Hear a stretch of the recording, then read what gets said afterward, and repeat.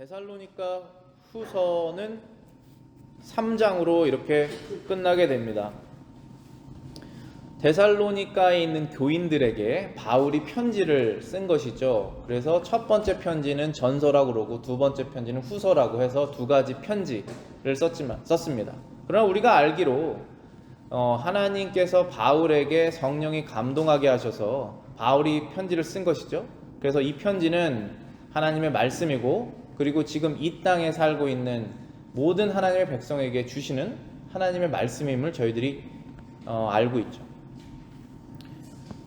이 3장에서는 바울이 어떻게 이 편지를 마무리하냐 하면은, 그 전까지는 그 앞에 장까지는 이제 데살로니가에 살고 있는 교인들이 확실히 알아야 되는 내용들, 특별히 데살로니가의 주제는 이제 재림이죠. 예수님께서 다시 오실 것.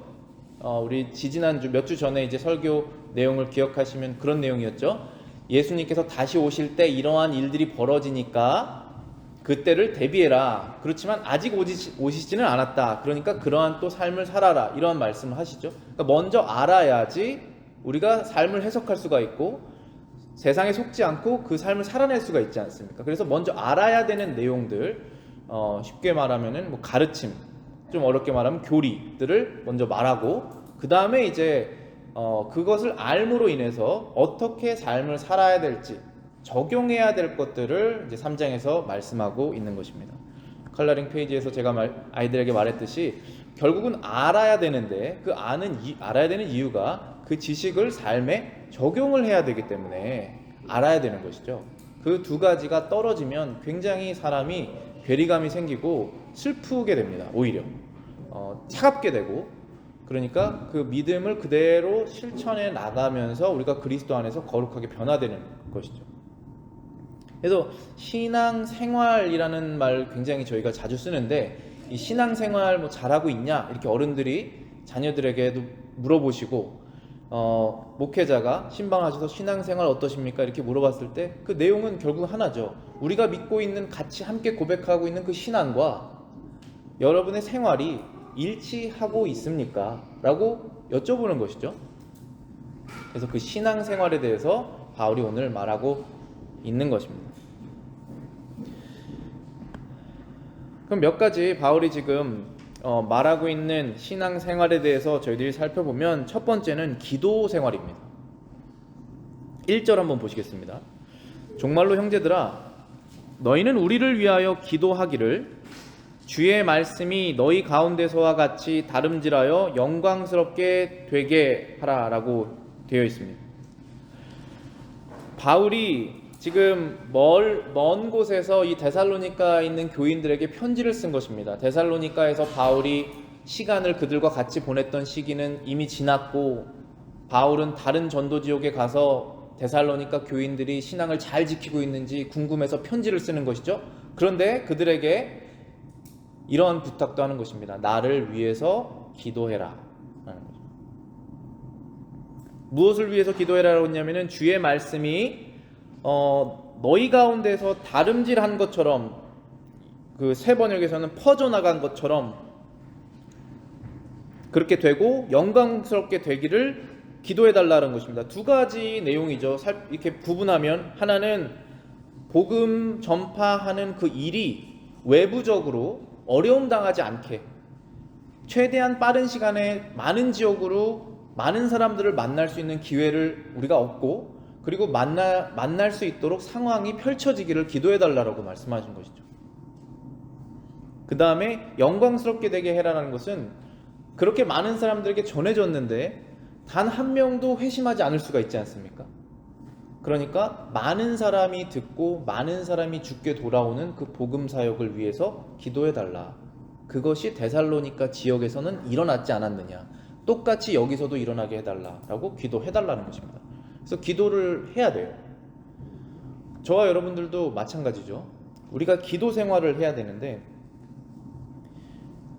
우리가 우리 스스로를 위해서 먼저 기도를 해야 됩니다. 왜냐하면 기도를 하지 않으면 다른 것들을 위해서 기도할 마음의 준비가 되지 않아요.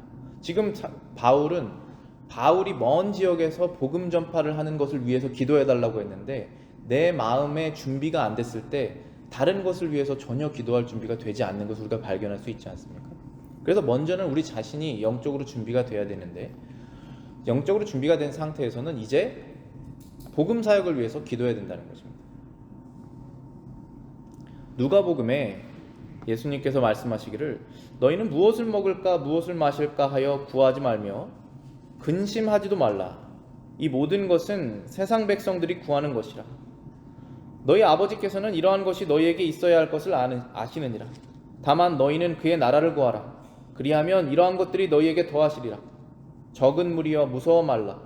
너희 아버지께서 그 나라를 너희에게 주시기를 기뻐하시느니라. 예수님께서 이 말씀을 저희들에게 주시는 이유는 사람이 간절하게 기도하는 영적인 존재들입니다. 아무런 종교가 없는 사람도 무슨 일을 닥치면 뒷마당에 물이라도 떠놓고 기도하는 것이 사람의 영적인 존재라는 거예요. 그런데 이 기도라는 게 어떤 명상이나 간절한 어떤 바램이나 그런 것이 일부 포함되어 있지만 그 대상이 누구냐가 중요한 것이죠. 그 대상이 하나님이시고, 그리고 그렇게 간절하게 원하는 것이 그럼 하나님께서 왜 들어줘야 되는데? 라는 질문으로 갈 수 있지 않습니까? 그것이 하나님의 영광을 위해서 기도하라고 말씀하신 것이죠. 세상 사람들과 예수 그리스도를 믿는 사람들 둘 다 간절하게 기도한다는 것입니다. 제 말씀은.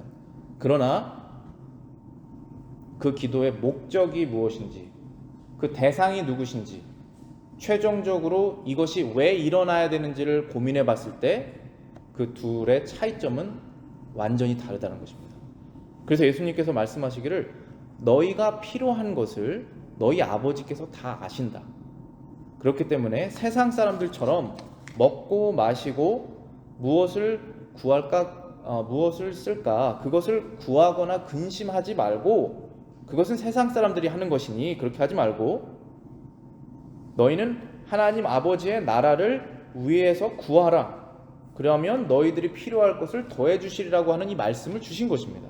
이 말씀은 변하지가 않아요. 이 약속은 한 번 약속하신 그 하나님이 변하지 않는 이상 이 약속은 반드시 이루어집니다. 그런데 우리가 그것을 믿느냐 믿지 않느냐 차이입니다. 그리고 그것을 믿고 생활을 하느냐 생활하지 않느냐에 따라서 우리가 그 하나님의 약속을 경험하느냐 경험하지 못하느냐 그 차이입니다. 그래서 지금 바울이 데살로니가에 있는 교인들에게 기도해달라는 것은 하나님의 나라가 확장되기를, 하나님의 복음이 전파되기를 위해서 기도해달라라는 것입니다. 우리는 이 기도를 할 수 있어야 되고 해야 됩니다. 모든 사람들이 다 말씀을 전하는 목회자가 될 수 없고, 모든 사람이 다 외부 지역으로 가서 복음을 전하는 선교사가 될 수 없습니다. 그러나 우리가 할 수 있는 것은 기도로 동참할 수 있죠. 그런데 내가 먹고 사는 것이 바쁘면 기도할 수 없는 것을 아시지 않습니까, 여러분들? 그러나 반대라는 거예요. 그것을 위해서 기도하는 마음이 됐을 때 하나님께서 필요를 주신다는 것입니다. 이 말씀 정말 변하지 않아요. 여러분들 이 말씀을 인생의 모토로 딱 잡아두시고 사시면 분명히 이런 것들을 경험하실 수 있으세요.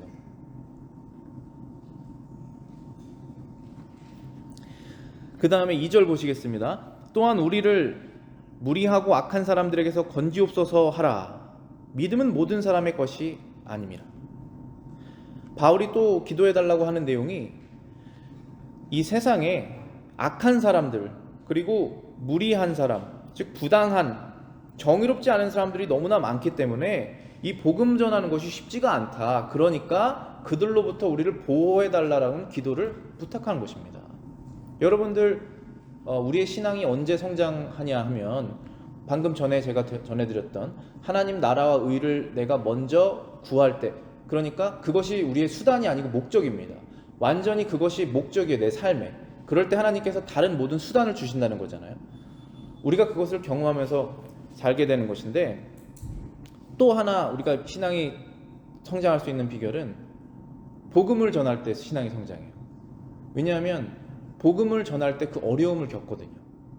모든 사람이 다 믿는 것이 아니구나 라는 것을 겪게 되면서 우리는 하나님께 감사의 길로 나아갑니다. 내가 어떻게 이 믿음을 얻게 됐지? 그리고 예수님께서 이 땅에 오셨을 때 좋은 대접을 받지 않으셨잖아요. 우리는 웬만하면 좋은 대접 받을 수 있으세요. 여러분들이 도덕적으로 사시면은 여러분들 욕할 사람 많이 없습니다. 그러나 복음을 말했을 땐 달라요. 복음을 말했을 때는 그것이 굉장히 어펜시브하기 때문에, 복음은 구원과 벌과 지옥을 말하고 있지 않습니까? 그가 죄인이라는 것을 드러내야 되지 않습니까? 그러나 우리가 동시에 주님의 사랑을, 주님의 안에서 구원을 전하지 않습니까? 그렇기 때문에 분명히 거기에는 은혜적인 부분과 정죄적인 부분이 같이 있기 때문에 그것을 원하지 않는 사람들이 분명히 있다는 것입니다. 그래서 바울이 말하기를 모든 사람의 것이 아니다, 이 믿음은. 그러니까 나를 위해서 기도해달라. 여러분, 이때 여러분의 신앙이 성장하실 것입니다. 예수님께서 누가복음 12장에 32절에 보시면은 적은 무리여 무서워 말라, 너희 아버지께서 그 나라를 너희에게 주시기를 기뻐하시니라 라고 말씀하시면서 믿는 무리를 말씀하시면서 많은 무리라고 말하지 않고 적은 무리라고 말씀하셨습니다. 그러니까 우리가 예수님을 믿는 사람의 숫자가 이 세상의 모든 인구에서 항상 소수일 것입니다. 이때도 그랬고 지금도 그럴 것입니다. 그러니까 우리는 늘 그런 소수의 입장에서 이 복음을 전한다는 것을 늘 기억해야 됩니다. 믿음이 모든 사람의 것이 아니라는 것도 우리가 알아야 된다는 것입니다. 그 다음 3절부터 4절 5절 읽어보겠습니다. 주는 미쁘사 너희를 굳게 하시고 악한 자에게서 너희를 지키시리라. 너희에게 대항하여는 우리의 명한 것을 너희가 행하고 또 행할 줄을 우리가 주 예수 안에서 확신하노니 주께서 너희 마음을 인도하여 하나님의 사랑과 그리스도의 인내에 들어가게 하시기를 원하노라. 이제 바울이 첫 번째는 기도를 해달라 이렇게 부탁을 했다면, 그 다음에 바울이 우리에게 또 명령하는 것이 무엇이냐면은 바울이 명한 것을 행해라, 그렇게 삶을 살아라 라고 말하고 있는 것입니다. 그런데 바울이 여기에서 확신을 하고 있었습니다. 분명히 너희들은 내가 전한 그 말씀대로 살 것이다. 어떻게 이런 확신을 할까요? 바울은 스스로를 알고 우리의 사람이 누군지 정확하게 아는 사람일 텐데 어떻게 이런 말을 할 수 있을까요? 너희는 분명히 그렇게 살 것이다. 왜냐하면 3절에 보시면은 주님은 미쁘시기 때문이다 라고 말씀하신 것입니다. 미쁘시다, 신실하다라는 뜻이죠. 그분은 신실하게 약속을 지키시는 분이니 내가 너희들이 그 말씀을 지킬 확신이 있다라는 것입니다. 저와 여러분들이 하나님의 말씀대로 살아갈 수 있는 확신이 어디에 있습니까? 바로 하나님께서 우리를 신실하게 항상 의로운 길로 이끌어 주실 것이라는 확신이 있으실 때, 그때야 우리가 확신을 갖고 있을 수 있죠. 우리의 믿음의 실력에, 여러분의 신앙의 지식에 이 확신을 두시면 늘 실망하실 거예요. 그러나 주님은 신실하시기 때문에, 미쁘시기 때문에 이것을 이루실 것이다라는 것을 확신하셔야 되는 것입니다. 바울도 그렇게 확신하였습니다. 3절에 보시면은 악한 자에게서 너희를 지키실 것이다. 우리가 하나님의 말씀에서 벗어나게 하는 악한 자가 있다라는 것을 여러분들 인식하시고 생활을 하셔야 됩니다. 여러 가지 유혹과 삶의 어려움을 줄 수 있습니다. 그 마귀의 능력이 있기 때문에. 그럴 때마다 우리가 흔들리지 않고 신실한 주님을 바라보며 뭐를 해야 됩니까? 명한 것을 실행해야 된다는 것이죠. 하나님께서 하라고 하시는 것을 해야 됩니다. 왜냐하면 안 하도록 상황을 만드는 것이니까. 그걸 어떻게 하면 할 수 있을까로 여러분이 고민하시고 나가셔야 돼요. 여러분의 인생을 대신 살아줄 수 없지 않습니까? 결국은 내가 그것을 고민해서 하나를 해야 된다는 것이에요. 그게. 그때야 우리가 하나님의 도우심을 경험할 수 있습니다. 히브리서 13장 5절부터 8절입니다. 돈을 사랑하지 말고 있는 바를 족한 줄로 알라. 그가 친히 말씀하시기를 내가 결코 너희를 버리지 아니하고 너희를 떠나지 아니하리라 하셨느니라. 그러므로 우리가 담대히 말하되 주는 나를 돕는 이시니 내가 무서워하지 아니하겠노라. 사람이 내게 어찌하리요 하노라. 하나님의 말씀을 너희에게 일러주고 너희를 인도하던 자들을 생각하며 그들의 행실의 결말을 주의하여 보고 그들의 믿음을 본받으라. 예수 그리스도는 어제나 오늘이나 영원토록 동일하시느니라. 우리보다 먼저 믿음을 끝까지 지켰던 믿음의 선조들을 우리가 기억하고 그들의 결국은 이러한 영광을 하나님께 드리며 주님의 품으로 돌아갔던 그분들을 우리가 기억하고 세상을 무서워하지 않고 하나님께 충성을 다해라라고 말씀하시는 것이죠. 예수 그리스도는 어제나 오늘이나 영원토록 동일하시느니라. 그들을 축복하셨던 그 하나님 예수님께서 지금 우리도 똑같은 믿음의 결정을 하는 우리들에게도 똑같이 함께 하신다라는 것입니다. 세상은 바뀌어도 그리스도는 바뀌지 않는다. 약속하신 것을 주시는 그분을 의지해라 라고 하시는 것입니다. 5절에 보시면은 주께서 너희 마음을 인도하신다라는 표현을 썼습니다. 바울이 주께서 너희의 마음을 인도하신다. 어디로 인도하시냐 하면 하나님의 사랑과 그리스도의 인내에 들어가게 하시는 것을 말했습니다. 자, 이 두 가지입니다. 하나님의 사랑과 그리스도의 인내, 이것은 무엇이냐면 우리가 하나님을 사랑하는 그 마음의 상태로 주님께서 인도하신다는 것입니다. 결국은 세상을 사랑하든지 세상 안에 있는 것을 사랑하든지 아니면 하나님을 사랑하든지 하나님 안에 있는 것을 사랑하든지 이 두 가지 갈림길에 우리가 놓여 있는 것 아니겠습니까? 그런데 저와 여러분들이 육신이 약하기 때문에 하나님께서 우리의 인생에 개입하지 아니하시면 언제나 세상과 세상에 속해 있는 것에 유혹을 당하는 존재임을 알지 않습니까? 그런데 바울이 여기에서 그러나 주님은 신실하시기 때문에 너희들의 마음을 인도하셔서 너희들이 이 명령을 지킬 것을 내가 확신하는데 그러려면 마음의 상태가 두 가지가 준비가 돼야 되는데 그거를 주님께서 하실 것이다 라고 말하는 것입니다. 근데 그것이 무엇이냐면은 우리가 하나님을 사랑하는 마음으로 마음의 상태가 바뀌게 되는 것을 말하는 것입니다. 우리는 인생에서 수많은 근심과 고민을 통해서 어떠한 결정들을 하게 됩니다. 근데 그 결정이 결국은 하나님을 사랑해서 내가 했느냐 아니면 하나님의 사랑이 거기에 포함이 되어 있지 않느냐, 그것입니다. 근데 주님께서 우리의 마음을 하나님 사랑하는 그것으로 가이드 하실 것을 바울이 믿는다라고 말하는 거예요. 저와 여러분들의 고백이 되기를 원합니다. 저와 여러분들은 우리의 마음속에서 하나님을 사랑하고자 하는 마음을 만들어낼 수 있는 능력이 없습니다. 모든 것은 다 하나님께로부터 나오는 거예요. 그 사랑을 우리가 받으면 하나님을 사랑하게 되는 것입니다. 그러면 세상을 사랑하지 않게 되는 것이죠. 세상에 있는 것들을 사랑하지 않게 되는 것이죠. 그리스도의 인내는 무엇일까요? 그리스도의 인내로 우리의 마음을 인도하신다. 그리스도께서 우리를 인내하셨다는 내용이 아닙니다. 이게 그리스도의 인내라는 것은 그리스도 안에 있는 우리의 인내입니다. 그 뜻은 그리스도께서 우리에게 나중에 주실 것을 바라보면서 지금을 견딘다는 뜻이죠. 그리스도의 인내로, 그리스도께서 우리를 향하신 인내로 우리를 인도하신다는 말이 되지 않죠. 그분은 이미 인내를 다 이루셨는데, 그분의 인내는 늘어나고 줄어들 수 없습니다. 완전하시기 때문에. 여기에서는 우리의 인내를 말하는 거예요. 그런데 그 인내가 어떻게 누구를 향한 인내냐? 여러분 인내하실 수 있으세요. 그런데 그 인내의 목적이 뭐냐는 것이죠. 세상에는 마음을 정하고 끊임없이 그것을 추구할 수 있는, 인내할 수 있는 사람이 많습니다. 인간적인 면에서 그 인내의 레벨을 따라갈 수가 없는 사람들이 많이 있어요. 근데 왜 했냐 이겁니다. 올림픽 금메달리스트 인내하는 거 생각해 보십시오. 자기 씨는 인생 거의 다 포기하지 않습니까? 그럼 왜 했냐 이겁니다. 그리스도 안에 있는 인내냐, 그리스도와 상관없는 인내냐, 이것입니다. 하나도 인내하실 수 없는 여러분의 성향일 수도 있어요. 어떤 분들은 너무나 인내하기 어려워요. 늘 약해요. 늘 넘어져요. 한 번도 제대로 인내한 거를 경험해 본 적이 없습니다, 인생에. 그러나 신앙이 들어가면 인내가 가능해요. 왜냐하면 그때부터 믿음이 생기기 때문에.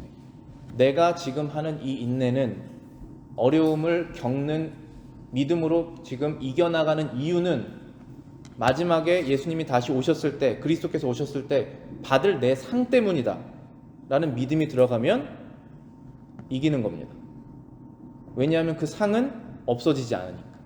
여러분 이거 인내하시면은 지금 엄청나게 좋은 소고기 한 판 드립니다 했을 때 인내할 사람 많습니다. 음식을 위해서 일하는 것은 헛되다라고 말씀하셨어요. 그렇다고 음식이 더 나쁘다는 건 아니지만 목적의 차이가 무엇인지를 들여다보자는 것이죠. 마지막에 영원히 없어지지 않을 정말 영생 동안 누릴 만한 그것을 위해서 인내하려면 믿음이 있어야 된다는 거예요. 그리고 그 믿음에 대한 지식, 그것이 무엇인지에 대해서 알고 그 다음에 마음에 적용해서 생활로 나오는 것이죠. 그것으로 인내할 것을 바울이 확신한다 라고 말하는 것입니다.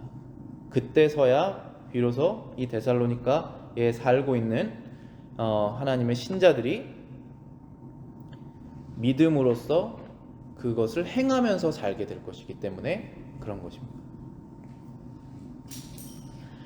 그 다음 6절부터 제가 쭉 읽어보겠습니다. 형제들아, 우리 주 예수 그리스도의 이름으로 너희를 명하노니 규모 없이 행하고 우리에게서 받은 유전대로 행하지 않은 모든 형제에게서 떠나라. 어떻게 우리를 본받아야 할 것을 너희가 스스로 아나니 우리가 너희 가운데서 규모 없이 행하지 아니하였다. 누구에게든지 양식을 값없이 먹지 않고 오직 수고하고 애써 주야로 일함은 너희 아무에게도 누를 끼치지 아니하려 함이었다 라고 말씀하셨죠. 그래서 6절부터 7절에 있는 말씀은 우리의 생활적으로 데살로니가에 살고 있었던 교인들이 열심히 일을 하지 않았어요. 안 한 사람들이 많이 있었습니다. 왜냐하면 이 재림신학과 관련된 것인데 이제 곧 예수님께서 오실 거니까 여기에서 사는 것은 별로 의미가 없다 해서 그걸 핑계 삼아서 일을 하지 않는 거예요. 자기 일을 하지 않는 것입니다. 근데 사실 반대가 돼야 돼요. 우리가 하나님께 받은 이 시간과 그것이 소중하고 분명한 목적이 있다라면 내 열심을 드릴 수밖에 없지 않습니까? 믿음이 떨어질 때 일을 안 하게 되거든요. 그래서 바울이 여기서 말하는 규모 없이 행한다 라고 하는 그 부분, 영어로는 disorderly라고 되어 있는 그것이 열심히 일하지 않는 것을 말하는 것입니다. 왜냐하면 계속적으로 양식을 값없이 먹지 말고 수고하고 애써서 일해라라고 말씀하고 계시기 때문입니다. 그것이 데살로니가에서 바울이 전도 생활을 하고 전도자로 살아갈 때 바울이 모범을 보였던 모습이기 때문입니다. 주야로 열심히 일하고 그리고 기회가 주어질 때마다 계속 말씀을 전했던 그 삶을 이들이 보았으니까 그대로 해라라고 하는 것입니다. 근데 9절에 또 이런 말씀하시죠. 우리에게 권리가 없는 것이 아니오 오직 스스로 너희에게 본을 주어 우리를 본받게 하려 합니다 라고 말씀하셨습니다. 그 뜻은 왜 이 말씀을 하셨냐면은 지금 이 데살로니가 지역에 아직 교회가 형성되지 않고 믿는 사람들이 형성되지 않았기 때문에 바울이 본을 보여주려고 열심히 일을 해서 자신의 생업을 유지했다는 것이죠. 그게 바로 장막 짓는 일이에요. 그게 장막이 바로 텐트거든요.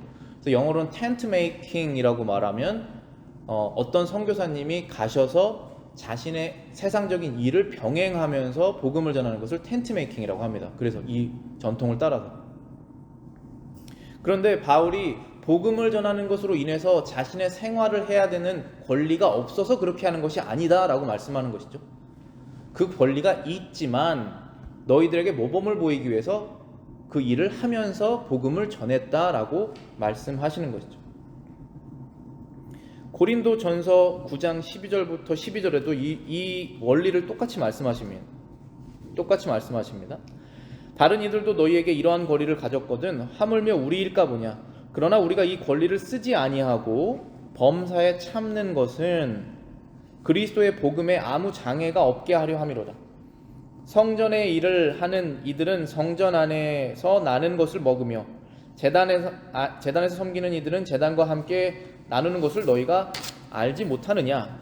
이와 같이 주께서도 복음을 전하는 자들이 복음으로 말미암아 살리라 명하셨느니라. 그러나 내가 이것을 하나도 쓰지 아니하였고 또 이 말을 쓰는 것은 내게 이같이 하여 달라는 것이 아니라 내가 차라리 죽을지언정 누구든지 내 자랑하는 것을 헛된 대로 돌리지 못하게 하리라. 즉 제사장이 구약 시대에 제사 일을 하면 그것으로 인해서 생활을 해야 되듯이 복음 전도자가 복음을 전하면 그것으로 인해서 생활하는 것이 맞지만 그렇지만 내가 이 지역에서 아무것도 지금 교회가 이루어지지 않는 상황에서 복음을 더 중요하게 생각하기 때문에 그 권리를 취하지 않고 자발적으로 쓰지 않았다라고 말씀하시는 것이죠. 왜냐하면 모범을 보여주기 위해서. 어떤 모범입니까? 복음을 중요하게 생각해서 나의 삶을 열심히 살아가는 것을 모범을 보여주기 위해서 그렇다는 것입니다.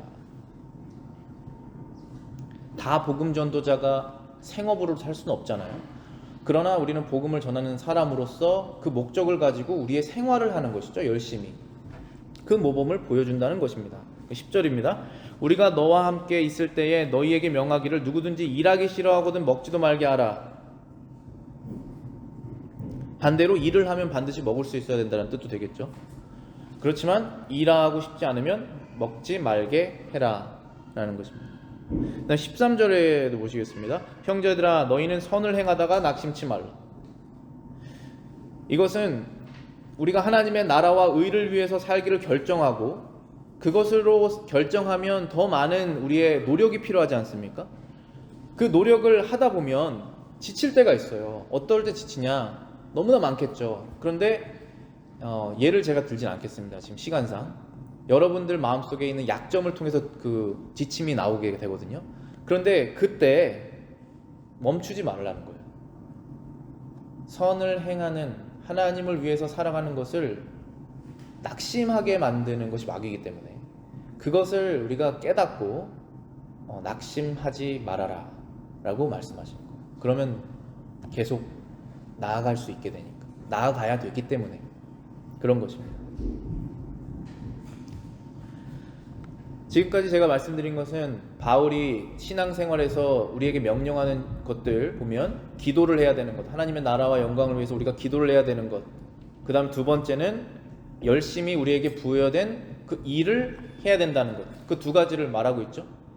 근데 여기에서 또 하나 더 있다면은 두 번째 거랑 관련된 것이지만은 열심히 일하지 않는 그리스도 안의 형제들과 어울리지 말아라라고 하는 부분이 있습니다.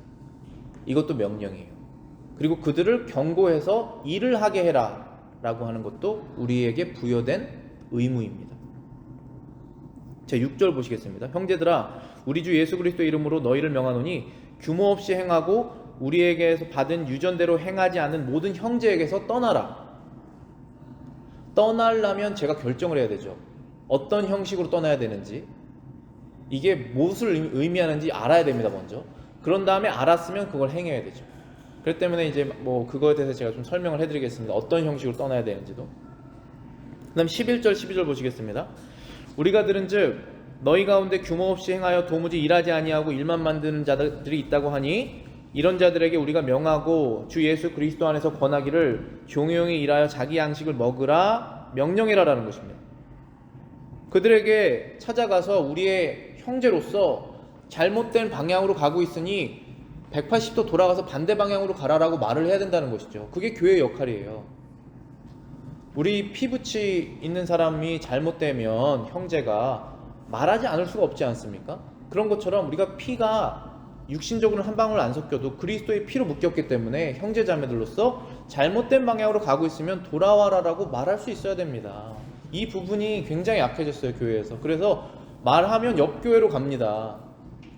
그래서 말을 못해요. 그러나 우리는 해야 돼요. 그를 위해서 해야 됩니다. 그 다음 14절입니다.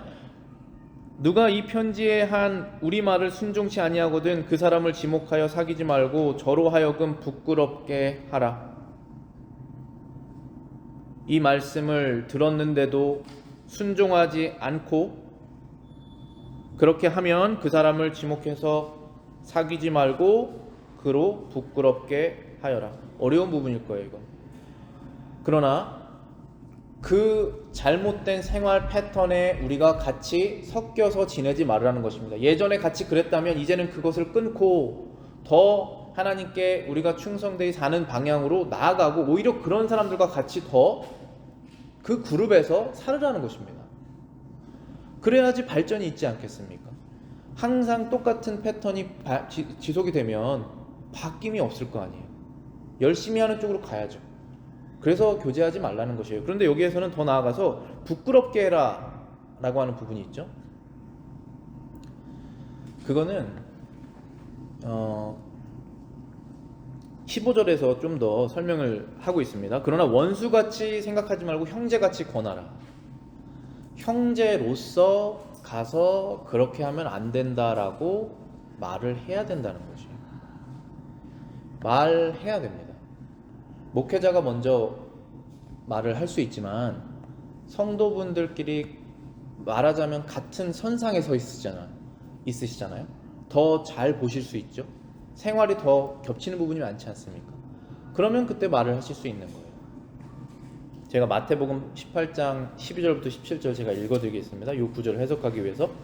너희 생각에는 어떠하냐? 만일 어떤 사람이 양 100마리가 있는데 그 중에 하나가 길을 잃었으면 그 99마리 산에 두고 가서 길 잃은 양 찾지 않겠느냐?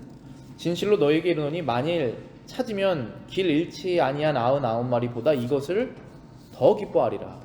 이와 같이 이 작은 자 중에 하나라도 잃는 것은 하늘에 계신 너희 아버지의 뜻이 아니니라. 네 형제가 죄를 범하거든 가서 너와 그 사람과만 상대하여 권고하라. 만일 들으면 네가 내 형제를 얻은 것이요 만일 듣지 않거든 한두 사람을 데리고 가서 두세 증인의 입으로 말마다 확증하게 하라. 만일 그들의 말도 듣지 않거든 교회의 말하고 교회의 말도 듣지 않거든 이방인과 세리같이 여기라.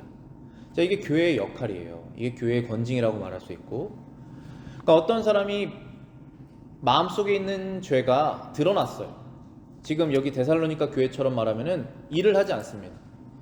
그리고 일만 만드는 사람이 있어요. 그래서 교회에 문제가 일어나게 되면 그 사람에게 찾아가서 얘기를 하는 것이죠. 근데 얘기를 듣지 않으면 한 명을 더 데리고 가서 두세 사람이 가서 권고를 하는 것입니다. 어떻게 합니까? 원수처럼 합니까? 여기서는 원수처럼 하는 단계가 아니에요. 이때는 형제로서 간절한 마음으로 권고하는 것입니다. 그런데 그래도 말을 듣지 않으면 교회에 말을 하는 것입니다.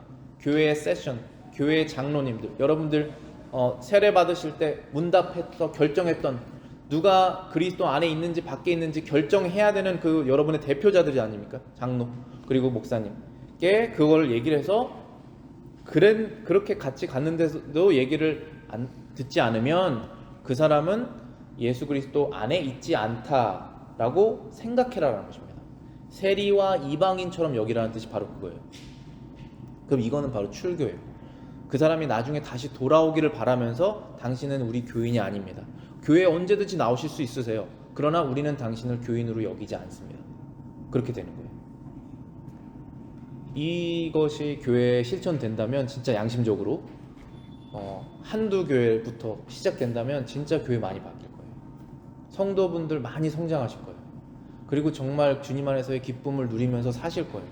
근데 이것이 많이 결여되어 있으니까 교회가 굉장히 너무 천하게 바뀌는 면이 많고 또 교인분들도 신앙이 너무나 쉽게 가서 성장이 안 되고 그러다 보면은 양쪽으로 성장되는 것 같지만 마지막에는 다 흩어지고 어려움이 찾아오니까 그러면 이제 교회 성도가 없어서 교회 건물 팔아야 돼요.